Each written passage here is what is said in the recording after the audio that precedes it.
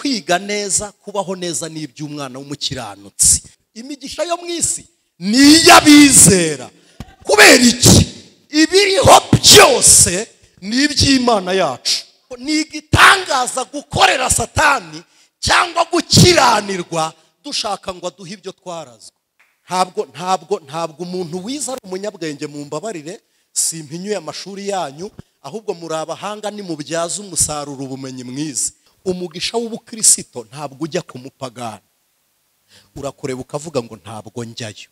Kugeza ubwo yavuze ngo nimwumve uko Uwiteka avuze, mitamwaresha uradupfunyikiye kabisa. Tekereza umuntu ugenzura umwuka, atarabyarwa nawo, atarabatizwa nawo, nta rurimi rw'umwuka, nta mpano y'umwuka, ariko kubera inyuguti ikakubwira ngo bigenzura urebe. Ijambo ry'Imana ryaravuze ngo ku kigo ry'Imana yerekana nk'igoramye. Muzi impamvu Imana igorama kugira ngo ikigoryi kiyibone gutyo? Iyo mvuga ngo Imana itugarure, ntabwo nirengagije ko muri abakristo. Mu by'ukuri nimunyumve nabi, ahubwo tugeze mu gihe dukwiriye urufatiro rw'agakiza, ku buryo buri muntu wese akwiriye kota umuriro w'ububyutse wacaniwe abizera. Kuko umuntu wabanje kwimuka agakurwa mu bunyage bw'imitekerereze, anezeza Imana ku rwego atekereza iby'Imana ishaka. Mu biremwa biriho umuntu niwe wenyine ujya unanira Imana kwitaba. Ariko iyi Imana ihamagaye igihe ikakibwira ngo simburwa n'ikindi. Ntabwo umwijima urabwira Imana ngo ejo nzirirwaho. Urabizi ko mu gitondo ugomba kugenda amanywa akaza. Ndagira ngo nimunyumve gatoya, kunyagwa kubi si ukwamburwa ibyo ufite. Ijwi ry'Umukanguzi. Uri Imana yo kwiringirwa. Uyu mugoroba tugushimiye kugira neza kwawe, tugushimiye imbabazi zawe, tugushimiye urukundo rwawe, tugushimiye ubuntu bwawe butagira akagero. Mwami, wemeye kwitanga ku musaraba. Mu izina rya Yesu Kristo tugushimiye kubw'amaraso yawe, amaraso yawe y'igitangaza, amaraso yawe akomeye, amaraso yawe tugize abana bawe. Turagushimiye. Reka umukozi wawe ujye kutubwira ijambo ryawe ntaba ari we. Tumwatureho umugisha wawe. Reka avuga abwirijwe nawe. Ni ijambo rihindura, ni ijambo riduha amateka, ni ijambo riduhindurira Mwami Yesu Kristo amateka. Turasenze kugira ngo umukoreshe. Umwuka wera abe muri we, umwuka wera amufashe. Reka umwuka wera dusobanurire ibyo tutashobora kumenya n'ibyo tutashobora gusobanukirwa. Umwuka wera dusobanurire. Reka tugukomere amashyi, reka tukuvugirize impundu ukuri Imana ibikwiriye mu izina rya Yesu. Amen. Katurambura ibiganza dusuhuzanye amahoro ya Kristo. Imana ibahe umugisha. Reka dusome Zaburi 126. Zaburi 126.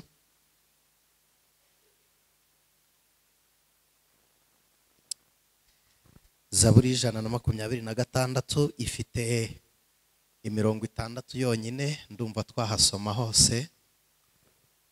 Igitabo cya Zaburi 126. Reka dusome. Haravuze ngo ubwo Uwiteka yagaruraga abajyanyweho iminyago b'i Siyoni, twari tumeze nk'abarota. Icyo gihe akanwa kacu kari kuzuye ibitwenge, n'indimi zacu zari zuzuye indirimbo. Icyo gihe bavugiraga mu mahanga bati Uwiteka yabakoreye ibikomeye. Gatatu ravuze ngo Uwiteka yadukoreye ibikomeye, natwe turishimye. Murongo wa 4, Uwiteka abajyanyweho iminyago utugarure, tumere nk'imigezi y'Inegebu. Ababibabarira bazasarura bishima, nubwo umuntu agenda arira asohoye imbuto, azagaruka yishima azanye imiba. Amen.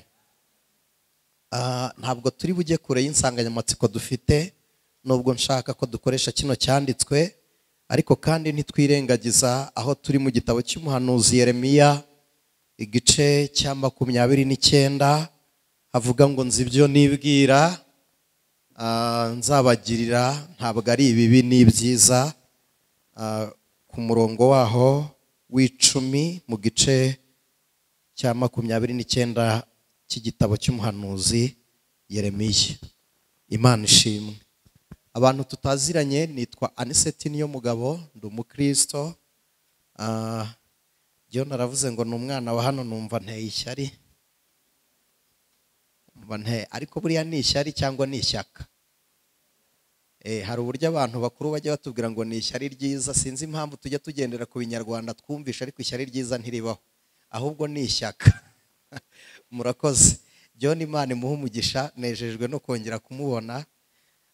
Ni inshuti yanjye kuva kera, n'agafaranga kataraza. Ntabwo ndi mu bantu bazanwe n'amafaranga, twaje kera kataraza. Imana ishimwe ko tuzagasangira gahari. Ntabwo naje njyenyine, nubwo nshyitse hano nkerereweho gato, murambabarira. Twari turi i Kabuga ku itorero aho twari turi, hari imvura nyinshi. Rero hari imvura nyinshi, ariko Imana ishimwe ko iduciriye akanzu. Ndi kumwe na mwene data Alex, nawe yadusuhuza nta kibazo. Imana imuhe umugisha. Dusomye ijambo ry'Imana mu gitabo cya Zaburi. Zaburi ni igitabo nkunda njya nsoma, sinzi n'impamvu wenda hari aricyo maze iminsi nsoma cyane, ndumva aricyo nshaka kwiga. Ndi kwiga iki gitabo cya Zaburi. Nasanze Zaburi ifite, twebwe iyo dusoma dusanga ifite ibice 150. Zaburi igarukira ku gice cy'150, ariko ubundi ubusanzwe Zaburi iba mu bice 5, igira ibice 5 gusa. Bayigabanya mu byiciro bakavugamo bitewe n'amateka y'abanditsi. Zaburi ni igitabo abantu benshi bashyize kuri Dawidi, ariko burya ntabaga ari we wenyine gusa yanditsemo ibitabo byinshi. Harimo indirimbo nyinshi yagiye yandika, kuko Dawidi yari umuhimbyi w'indirimbo, akaba umucuranzi w'inanga, ariko yakundaga kuvuza neberu cyane.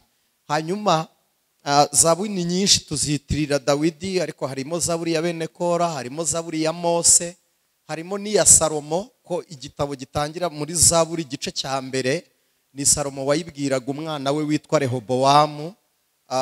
Ni Zaburi yamubwiye amaze kumubwira ko n'igitabo cy'umubwiriza burya yari ameze nk'aho ari guhugura umuhungu we, amubwira ngo ujye wibuka umuremyi wawe mu minsi y'ubusore bwawe. Yarebaga igihe cye uburyo yagikoresheje nabi, ko Salomo yabwirijwe n'umukobwa w'umunyashuramukazi. Hari abantu bajya bavuga ngo Salomo yazanye abagore 1,000. Ni 1,000, uw'1,000 ntiyemeye kubana na Salomo, ari we bita umunyashuramukazi. Yabwiye Salomo ngo kugira ngo mbe umugore wawe ntunga ubutunzi nk'ubw'abagore bawe bafite, mbura Imana ya Isiraheli. Aramubwira ngo nagumirwa nkaguma ndi imfubyi, ngahinga inzabibu, ngatura no mu butayu, ariko nkagumana Imana. Niho Salomo yakuye ijambo yavuze ngo byose ni ubusa ku muntu utagira Imana. Yabonye uburyo umwana w'imfubyi yanga umwami, ku bwa Kristo, ku bw'Imana, aravuga ngo ni ubusa. Rero uyu mukobwa mu gitabo cy'indirimbo ya Salomo ashushanya itorero, umwungeri wo ku misozi agashushanya Kristo, amahema nyine ni insengero, hanyuma intama n'abizera.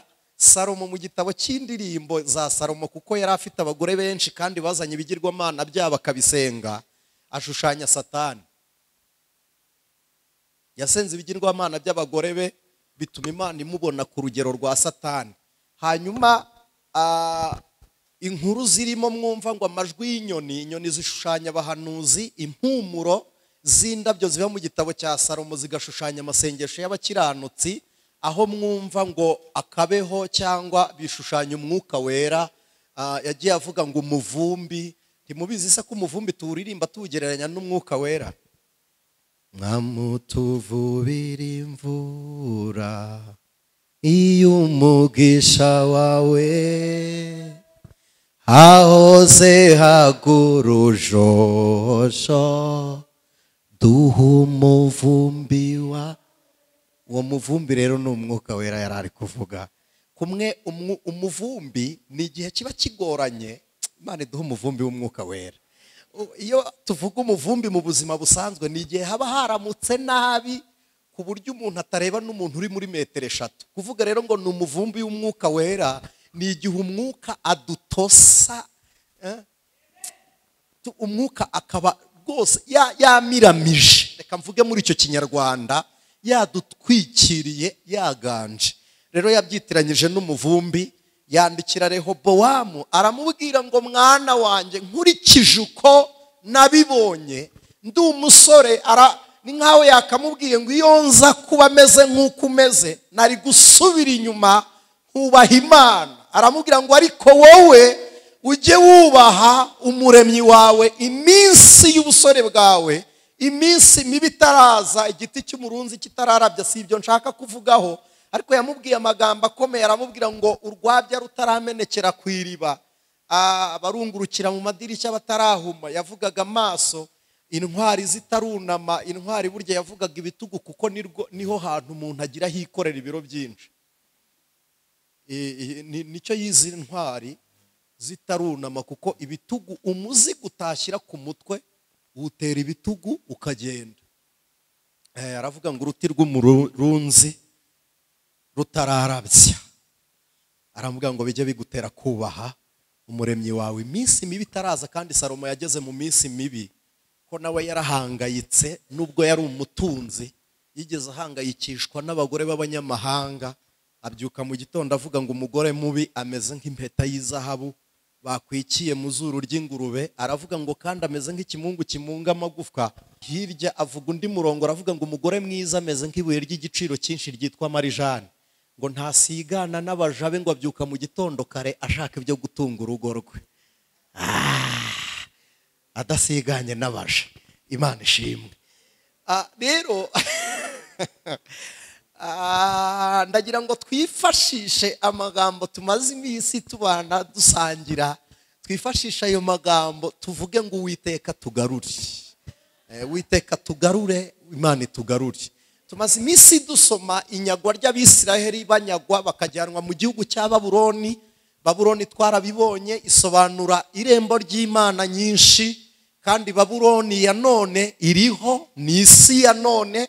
Isi ya none irimo urusobe ruvangavanze ku rwego umuntu usenga akwiriye kuba maso kuruta mbere.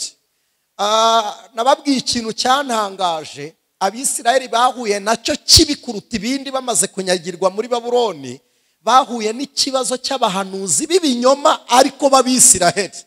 Tekereza kuba uri muri Babuloni irimo abapfumu, abacunnyi, abashitsi, abakonikoni, irimo abakarudaya bibisha inyuguti bakanicisha ikaramu. Umukarudaya ntabwo yicisha inkota, akwicisha ikaramu. Kugeza ubwo ubana n'abantu nk'abo, ukanabanamo n'abarozi b'Abisiraheli. Babuloni ntiyari yoroshye, yaruhije Abisiraheli ku buryo umwana wavukiye i Babuloni yashimye Babuloni kuko atarazi w'ab'i Yerusalemu. Iyo mvuga ngo Imana itugarure, ntabwo nirengagije ko muri abakirisitu. Mu by'ukuri nimunyumve nabi, ahubwo tugeze mu gihe dukwiriye urufatiro rw'agakiza, ku buryo buri muntu wese akwiriye kota umuriro w'ububyutse wacaniwe abizera. Kuko Imana yagambiriye kera kurema umwana w'umuntu, iravuga ngo tumureme ase natwe, agire ishusho yacu. Tujya dukunda kuba mu materaniro tukabwira umuntu ngo rambura ikiganza ubwire mugenzi wawe ngo urasa n'Imana. Gusa n'Imana si fesi, ntabwo ari iyi sura, kuko sinzi Imana uko yabisa, kuko nta n'umuntu n'umwe usa n'undi. Wenda turagenekereza nk'abantu tukavuga ngo abantu barasa, ariko burya buri muntu ni unique. Buri muntu arisa kuko hari ibintu tudahuza. Igikumwe burya abantu bahuza 40%, 60% niko kagaruka kagaragaza itandukaniro ry'abantu. Ariko ijisho ritandukanya abantu 82%. Mutekereze ko ari rwo rugingo rutagira insimburangingo. Ntabwo bajya bakuramo umuntu ijisho ngo bamuhe irindi.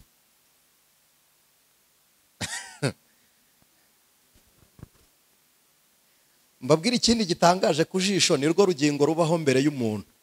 Iyo umuntu ari kwirema habanza kubaho ijisho. Noneho ni narwo rugingo ruhinduka iyo rugeze mu isi. ijisho ririturuna rikongera guhinduka, kuko umwana tumubyara ijisho ricuramye, tukamuterura rigakora urugendo ruzenguruka rikazareba muri pozisiyo turebamo.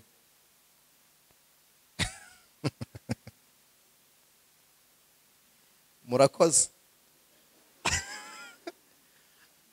Ijambo ry'Imana ryaravuze ngo ku kigo ry'Imana yerekana nk'igoramye. Muzi impamvu Imana igorama kugira ngo ikigoryi kiyibone gutyo? Nuko ahubwo pozisiyo ikigoryi kirebamo igoreka Imana, Imana ikemera kugaragara gutyo. Ntabwo ari Imana iba ikigoryi kugira ngo ikigoryi kiyimenye. Oya, abize biology, ijisho rifite akantu bita pipiye. Pipiye niko kari connecte n'imitsi yo mu bwonko itwara amashusho, kuko ubundi ijisho rirareba ariko hakabona ubwenge. Ntabwo habona ijisho. Ijisho rirareba, ubwenge bukabona. Niyo mpamvu mundeba mukanyibuka nuko biba bibitse, biba bisevinze mu bwenge. Noneho iyo ijisho rindebye ritari connecta n'ubwonko, ubwonko bugasanga buranze, bugahita bumpamagara izina. Ubwo urumva hareba ubwonko, ntabwo hareba ijisho. Noneho aka kantu kitwa pipiye, iyo umwana ari mu nda kaba kari mu mazi, kuko n'ijisho n'amazi. Noneho iyo kari mu mazi, iyo avutse umwana avuka ijisho ricuramye, kuko murabizi ko ariyo pozisiyo umwana avukamo. Iyo tumuteruye rero turamucurikura. Iyo tumucurikuye ijisho rikora urugendo rwo guhengamuka kugeza ubwo rihagarara, akagera mu cyiciro Abanyarwanda bita ngo umwana ni igisekeramwanzi. Muzi impamvu bari igisekeramwanzi? Nuko riba rigeze muri ka rireba buri muntu wese rikabona arasekeje. Arakureba akajya abona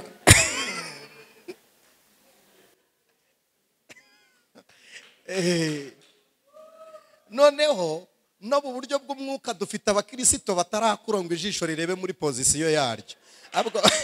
Bareba Imana mu buryo bugoramye, nk'uko imbone y'amaso igoramye, bakagira ngo Imana iragoramye, ariko mu by'ukuri ntabwo ari Imana yagoramye kugira ngo ikigoryi kiyimenye, ahubwo ni pozisiyo ya pipiye y'uwo muntu. Ntabwo ari Imana rero iba yagoramye. Imana ibaha umugisha. Iyo tuvuga ngo Imana itugarure, ubundi nyirizina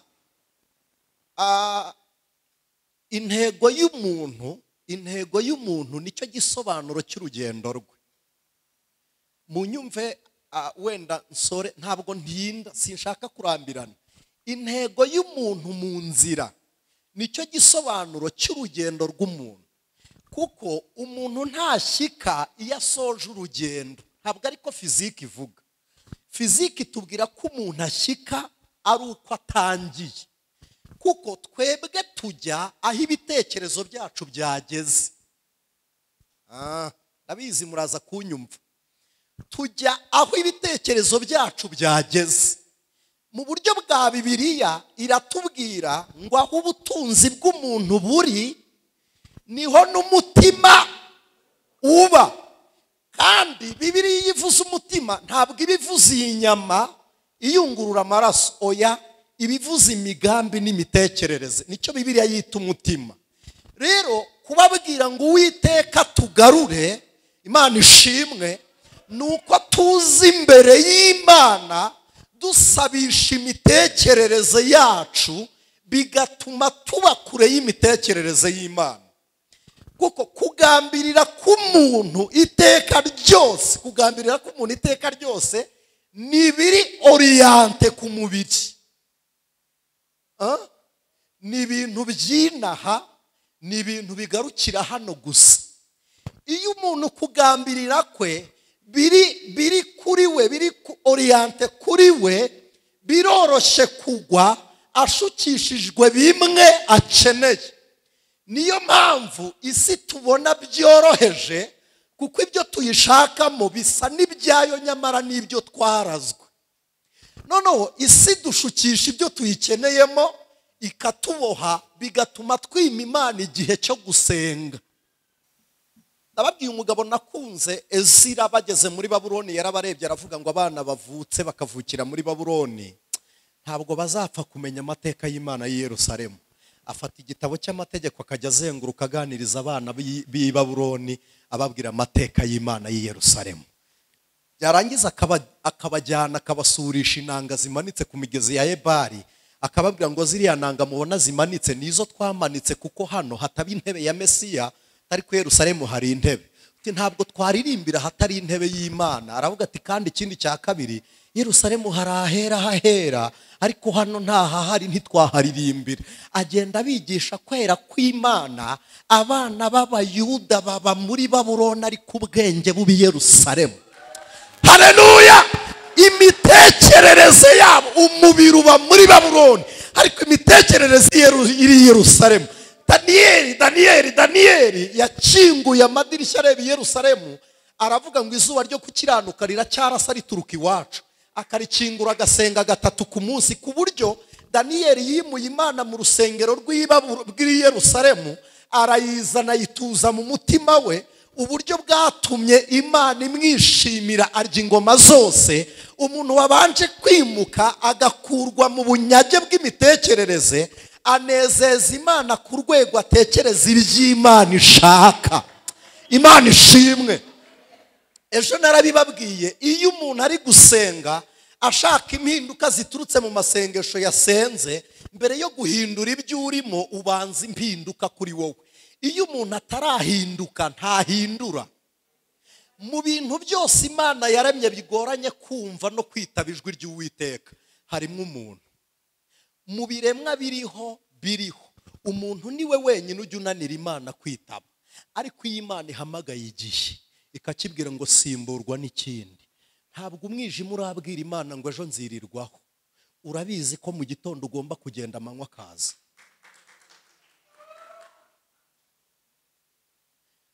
Ntabwo izuba rirabwira Imana ngo ndashaka gucana nijoro.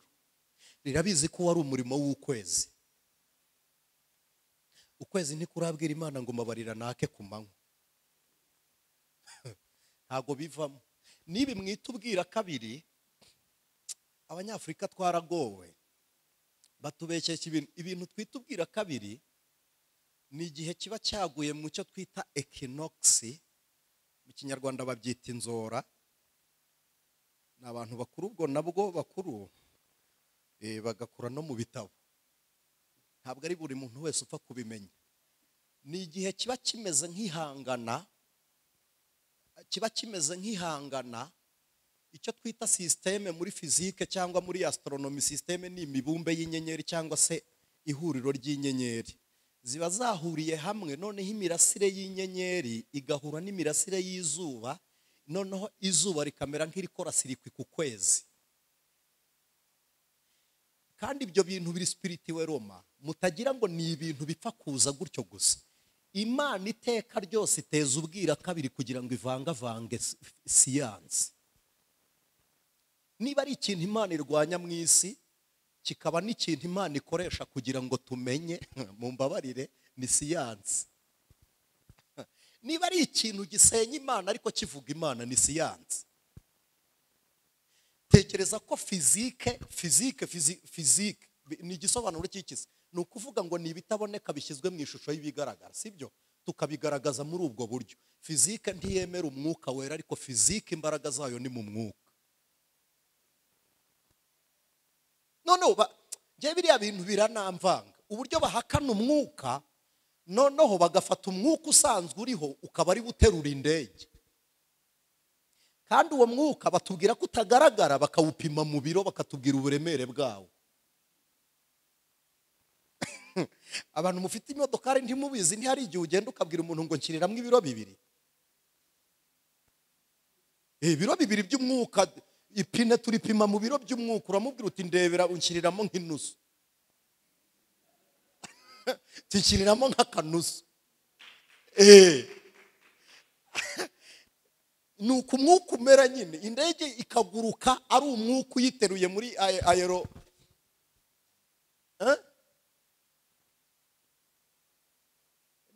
na aerodrome. Ubwato nibwo bugendera muri hydrodynamic. Indege na aerodrome yego. Ku buryo imitekerereze yacu ni iki cyica iyi mitekerereze. Ndi ku ijambo rivuga ngo Uwiteka tugarure. Amen. iyi mitekerereze yacu yicwa n'iby'umubiri wadutumye mu biganza by'Imana. Mumbabarire mbabwire, iyo dufite ibyifuzo dusaba ku Mana, umubiri utubuza kumva iby'Imana dushakaho. Katubwira uti wowe genda uyisabe. Haza nirukanka nkabwira Imana ni kinyinya ndaharambiwe nyimuru ntuza ahandi, kandi haranamara kwesa imihigo Imana yanjyaniye ikinyinya. Nta hantu ushobora gutura paraksida Imana igushyiriraho umugambi wayo. Yabwiye Nebukadineza uti hari ibintu nazaniye Abisiraheli, nabazanye kugira ngo ubigishe, ariko nawe ibyiza ubasanganye ubyige. Nzagukubita nguhora kutabigiyeho, nguhore kuba n'abakubise ukarengera. Imubwira ibyo bintu bibiri. Ariko kandi n'Abisiraheli nabo bari bajyanywe no kwiga ubwenge bw'Abakarudaya ngo batazashukwa nabwo, bakarangazwa nabwo. None uyu munsi wa none abitwa ngo ni abahanga, njyewe sinemera ko ari abanyabwenge, ndabyita abahanga kuko ubwenge ntibuturuka ku bumenyi, ahubwo ubumenyi bubyarwa n'ubwenge. Ntabwo umuntu wize ari umunyabwenge. Mumbabarire, simpinyuye amashuri yanyu, ahubwo muri abahanga nimubyaza umusaruro ubumenyi mwiza. Kuko nabwo umuntu wize iyo atarakoresha ubumenyi aba ataraba umuhanga, ariko iyo wakoresheje ubumenyi ni wowe twita umuhanga, ariko uba utaraba umunyabwenge. Ubwenge rero butuye mu biganza by'Imana. Ubwenge ni ubuzima buri naturere buremwa n'Imana. Imana iremana umuntu, ubu bwenge burubaha, ubu bwenge bukunda Imana. Ubwenge Imana iremana umwana w'umuntu ni ubwenge buzana imibereho itarimo iy'uburyarya. Oya, ubwenge Imana iha umwana w'umuntu. Rero isi ikereye ubumenyi, icyo mwita ubumenyi ari nacyo kidutunze none.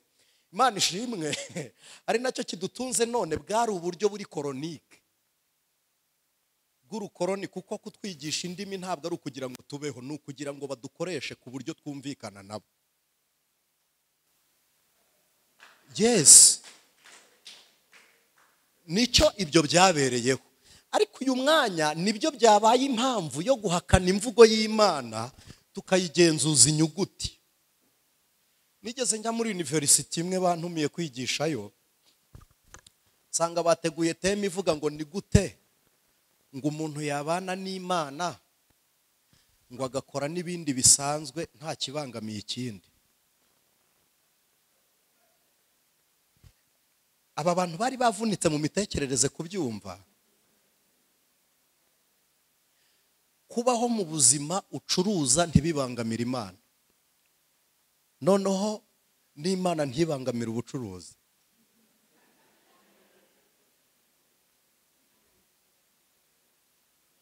Nta wundi muntu byibazara. Murahari mu byibaza? Reka mbabwire ngo ntibishoboka, ntago bibaho. Imana ntijya yemera gusharinga umuntu n'isi 50%. Ntabwo ibyemera. Imana ishaka ngo ikwisanzureho, ubu wayo n'ibyawe bibi byayo, n'abawe baba bayo, nawe ubwawe uwayo.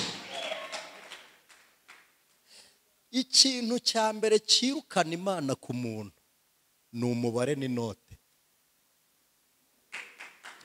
Umubare n'amafaranga byirukana Imana pe. Umubare n'amafaranga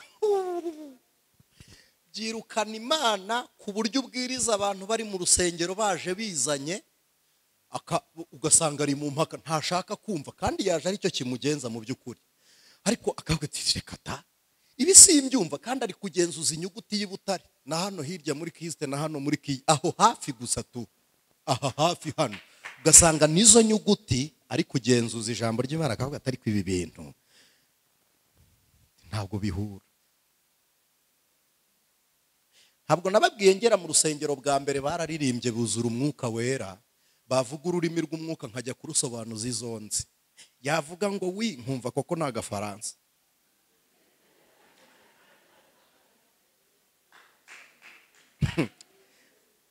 yavuga ngo zo meni, ngahita mvuga ni zimeni buriya yishe ni.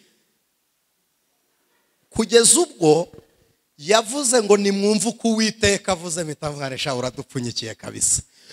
Tekereza umuntu ugenzura umwuka, atarabyarwa nawo, atarabatizwa nawo, nta rurimi rw'umwuka, nta mpano y'umwuka, ariko kubera inyuguti ikakubwira ngo bigenzura urebe.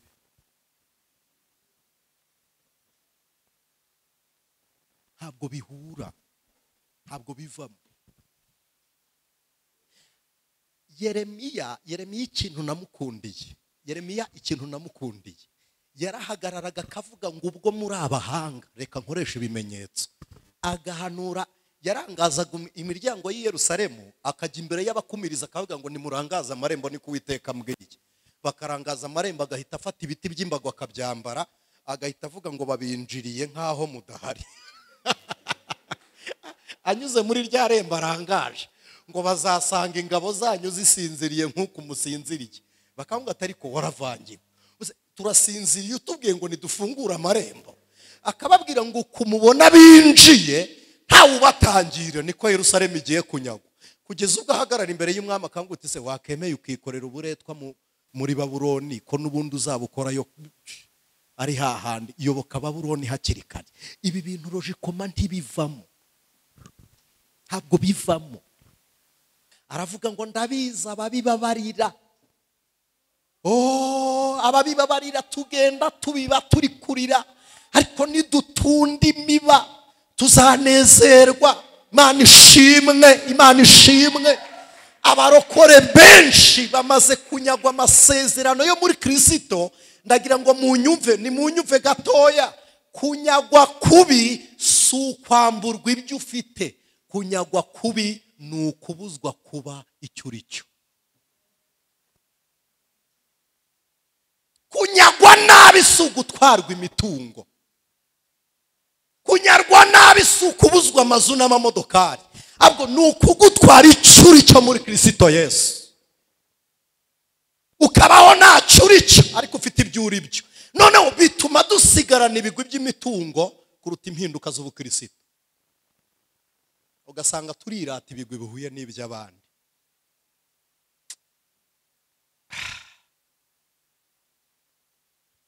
Uburyo Satani anyaga uyu munsi, mwebwe ntazabanyaga ngo abatwari Babuloni no muri Egiputa, ahubwo akuriganya isezerano ritarasohora, ukabaho uzi ngo ntacyo wanyazwe kuko ntacyo wigeze gutunga n'ubundi. Iyo Satani aguhinduye ukagenda uko utari, n'isezerano ryawe ntirimenya kuri wowe. Umugisha urakureba ukavuga ngo uwanjye si gutya ateye.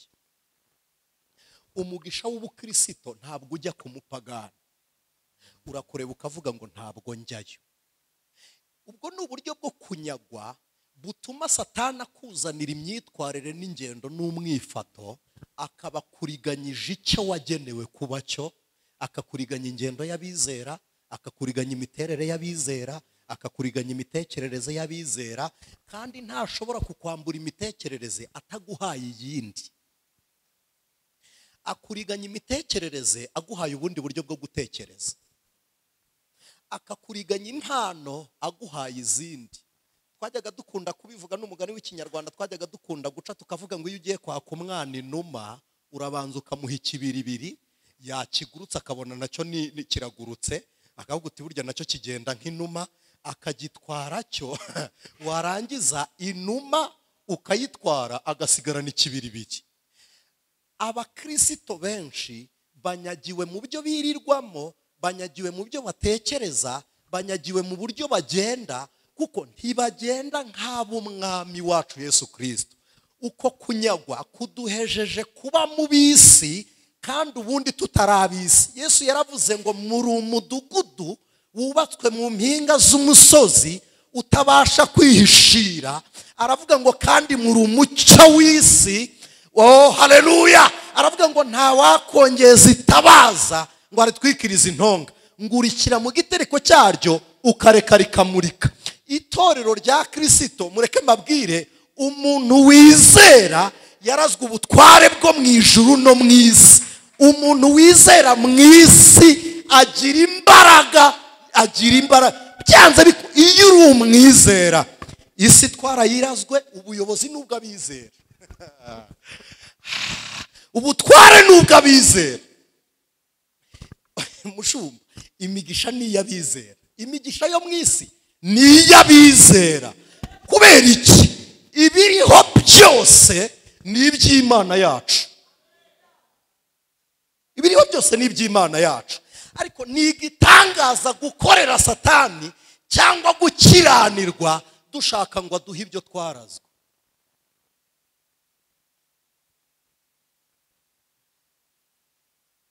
sinzi niba ntabasize turi kumwe ni igitangaza gukorera satani ugasambana kugira ngo baguhe akazi ugakorera satani ngo aguhe ibyo warazwe kandi ubusanzwe ako kazi ni wowe kagenewe ibyo byari bisanzwe ari ibyawe ariko satani abanje kugukoresha kugira ngo arekure ibyawe yagufatiye iki gisobanuye iki gisobanuye kutimenya kuko nawe wayobewe uwuriwe ntuzi ngo ndi umwana w'amasezerano nyaburanire cyangwa se ndi umwana w'amasezerano hari abakobwa nakunze Bibiliya iravuga ngo ni bene Serofahadi bagiye kureba Mose bareba Mose abisiraheli bamutaye hari igihe bamaze bazenguruka bakagaruka aho bari ntabwo ari uko inzira bari bayibuza ahubwo nuko bagendaga batajyanye n'umuyobozi kandi inkingi y'umuriro n'igicu ntiyari guhaguruka Mose atagiye baramubwiye ngo ibintu uri kwandika nibiki kuko Mose yabonye atazashyika muri we yarabyimvagamo aravuga ngo reka nandike amategeko n'amateka y'Imana ku igitabo cyo gutegeka kwa kabiri yacyanditse abona agiye kugenda kandi abantu yabanaga nabo bameze nkaho batumva aravuga ngo reka nkore Bibiliya ntagatifu cyita ivugurura amategeko Bibiliya y'ikirundi kabyita gusubira mu byagezwe n'ukubisubiramo bivuze ngo twari tubirimo tubivamo reka mbisubiremo kugira ngo mbyibutse ababitaye Mose aravuga ngo sinagenda ntabandikiye igitabo kindi cy'amategeko ngo mujye muyibwira aricara yicaye arambira bamwe badashaka amategeko y'Imana bararambirwa baramubwira ngo ntitugushaka nubundi watuyobora utatuyobora tuzataha baramubwira ngo kandi bayi turagiye Imana irabareka na Mose arabihorera baragenda barazenguruka bagaruka aho Mose ari ahangu uti nubu nturashaka kuza ngo tugende bagaruwe no kumushaka se barongera barazenguruka bamusanga hahandi utimo waje tukagenda barongera barazenguruka bamushaka hahandi atari ko se waje tukagenda bararorongotana buri uko bararongotana bakongera bagahura na Mose ikimenyetso cyuko nta kintu bari gukora ni mube mutaraverisa aho ngaho tuzabana ntacyo bitwaye barazenguruka bakagaruka hahandi bari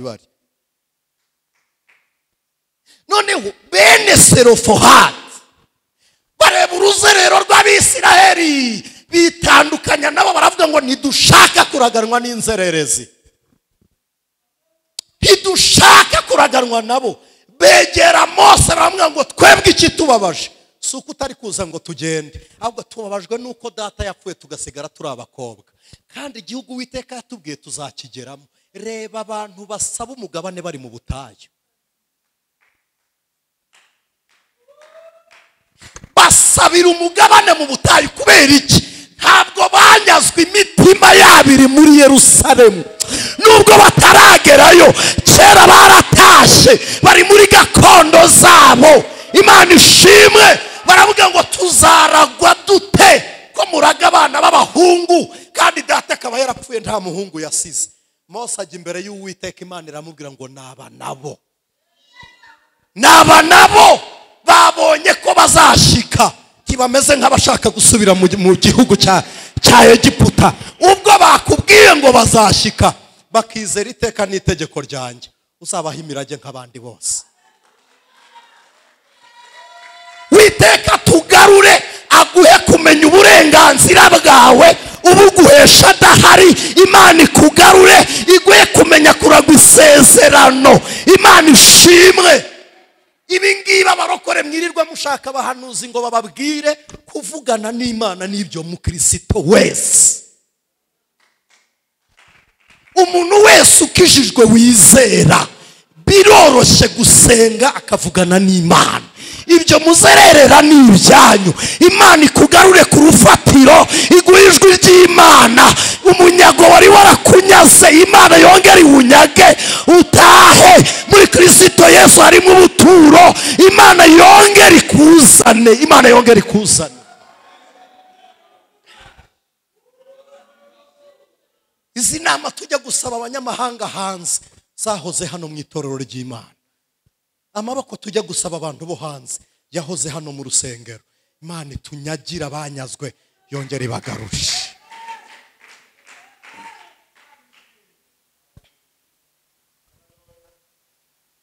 Imana itunyagire inshuti z'umusaraba. Abakobwa baburana gakondo. Imana ibwira Mose ngo vuara, aba nibo nari nkeneye. Aba nibo nari nkeneye. Hari umugabo twigeze duhurira ahantu, nari ngiye gushaka agaplake k'akamodokari gashyashya nari naguze. Arambwira ngo ni igitangaza ufite imodokari. Ndamwana hoya, ahubwo igitangaza nuko utayigira kandi Imana yarayivuze. Kubera iki? Kubera iki abarokora bitubaho kugira ibyo abantu batunze tukumva ari igitangaza kandi n'abandi babifite bitabatangaje? Hari umwana bayiha muri anniversaire wabo, ukora ka anniversaire bagahita bamuhereza akavatiri.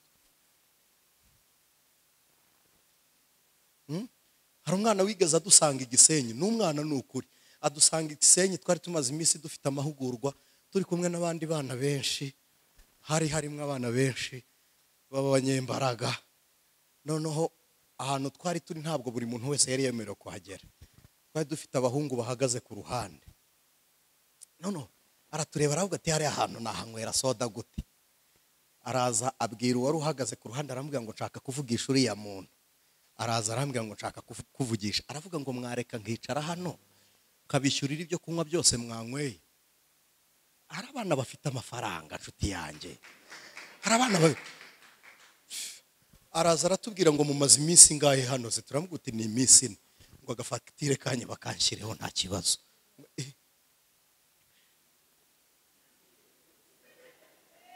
Muzi ikintu gitangaje? Ntabwo igitangaza ari uwo mwana ufite amafaranga, ahubwo igitangaza kucyo abizera mutayafite. Yari ayacu.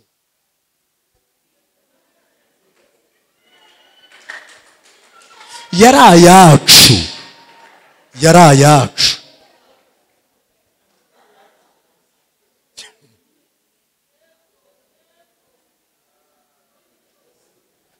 Ubwashize barababwiye ngo ni umuzi w'ibibi byose, ariko mwebwe ntimuzakurikirana imizi, muzareba imbuto yera.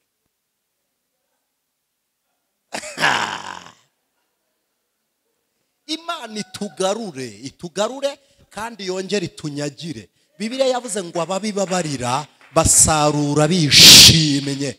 Ndagira ngo mbabwire kwiga neza, kubaho neza ni iby'umwana w'umukiranutsi. Dawidi yaravuze ngo kuvana nari umusore none ndashaje, sindabona umwana w'umukiranutsi yaretswe cyangwa urubyaro rwe ngo rusabirize.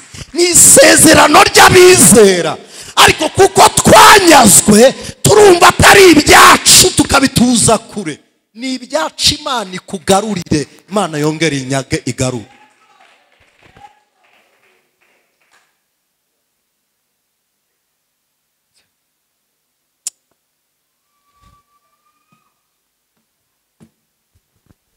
Ndagira ngo dusenga n'Imana. Nta hantu wajyanwe kure yaho Kristo agushaka ngo impinduka zawe zitere guhindura ibyo uri gusengera. Shaka gusengana n'umuntu ushaka guhinduka mbere yo guhindura. Ntushobora guhindura igihe utaragihindukiramo. Iyo wahindukiye mu gihe uragihahamura kigahahamuka, kuko kizi ko uwaguhinduye ari gushyiraho impinduka z'ibihe. Byanze bikunze mu byemere, iyo uhindukiye mu gihe uragitegeka ukakibwira ngo hinduka, ubwira igihe kigahinduka.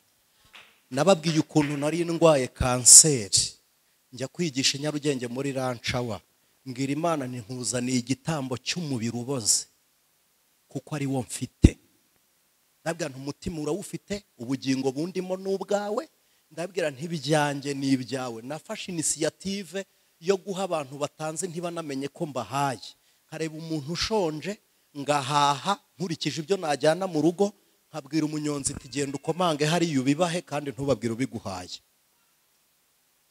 Sengesha imirimo ndavuga nti sinshaka ko hari abantu babimenya, njya gupfukama imbere y'Imana ndabibwira ntugira ingingo zitarwaye, ndayibwira ntuwiteka ujya kurema umuntu wamukuye mu cyondo umukura mu mukungugu, icyo cyari kigoranye kuruta gukiza uriho.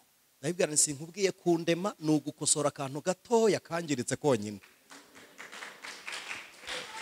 na akantu gato cyane kangiritse.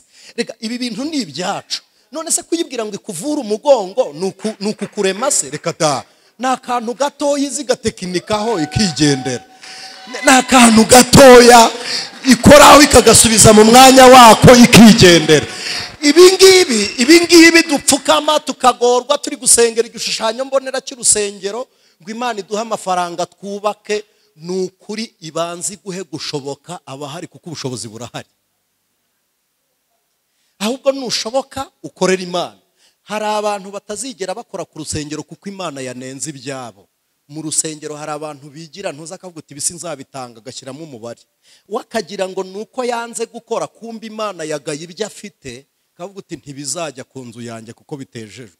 Uzireba utari gukora mu murimo w'Imana wese ni Imana yabyanze kuko bidashyitse, nanjye ndashyitse cyangwa n'imitekerereze yanjye. Ujye wabona kumenya ko ibyo wakoze nta bwenge burimo, kuko muri uru Rwanda bubakiye imandwa nyinshi. Noneho iyo bigeze muri iyi Kicukiro namwe murumva icyo byari bisobanuye. Ni Icukiro ry'iki? Sawa. Mu Rwanda nta karere katitiriwe amateka yako.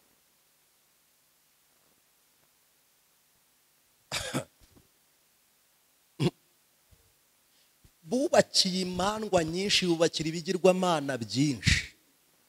None wowe ubonye aho gusenyera ibyo kwa sogokuru kubakira Uwiteka. Ni akantu koroshye cyane, ni akantu koroshye, kuko niba ari ikintu kimbabaza ni ukubona umuntu agiye gufunga urusengero ngo ntirwujuje ibisabwa kandi nta buwate yafunzwe. Buwate kuzuza ibisabwa urusengero rukabura ibisabwa. Hari abakristo mubabara ngo bafunze insengero bazazimare mwubaka amafaranga murayafite. Insengero zidashyitse siz'Uwiteka. Aya urusu Rwanda rw'insengero zidafatika. Aya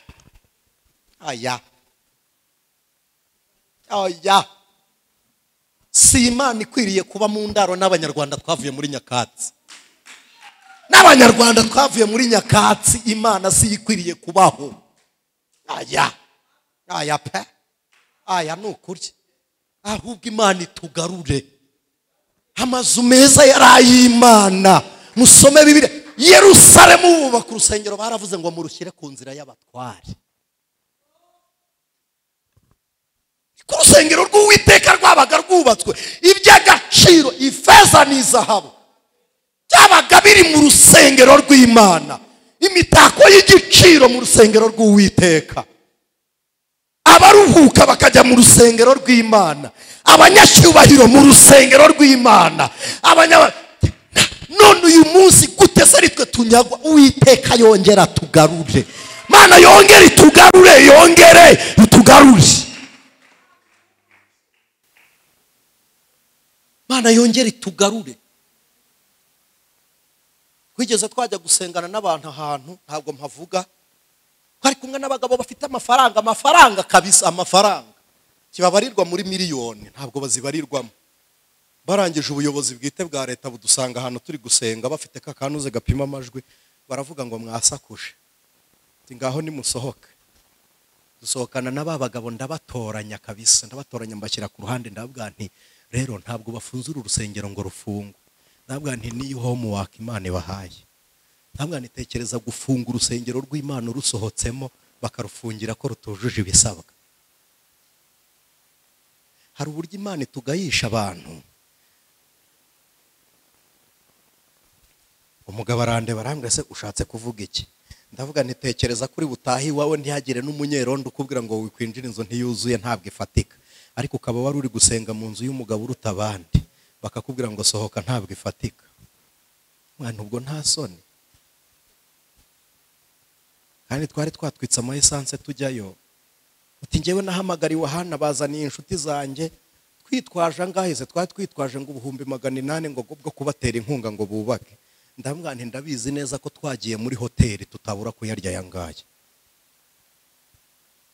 Ndambwa n'ubu 800 wazanye hano twaburya nimukore mu mafaranga dukiza urubwa uyu murimo w'Imana. Umugabo aravuga ngo kubera ko mudusuzuguye, ndamwane oya wibitwara muri iyo context, vuga ati ahubwo kubera ko rutari rukitse tujye gushyiraho uruzima. Naho kuvuga ngo kubera ko babasuzuguye bakagira, ntabwo ari byo wibitwara gutyo. Ndamwane oya, ntabwo bagusuzuguye ahubwo nawe warisuzuguje. Muzi ko urusengero twarwubakiye ko barudusohoyemo rutari rukitse, rwubatswe n'abagabo bangahe? 6. Dufite abantu ntabwo mbavuga kuko badukurikirana kuri social media bari mu butumwa bw'amahoro, n'abasirikare bari mu butumwa bw'amahoro, bishyize hamwe bubaka urusengero rumwe mu majyaruguru. Baravuga ngo ntidushaka ko ahantu twitirirwa hazajya hasa haryo, baravuga ngo tugomba kurwubaka. Ni ibintu byoroheje, ndagira ngo dusengane Imana. Wowe wumva hari ahantu ugomba guhinduka kugira ngo ugire ibyo uhindura, haguruka dusengane. Nta kintu na kimwe uzahindura utarahinduka.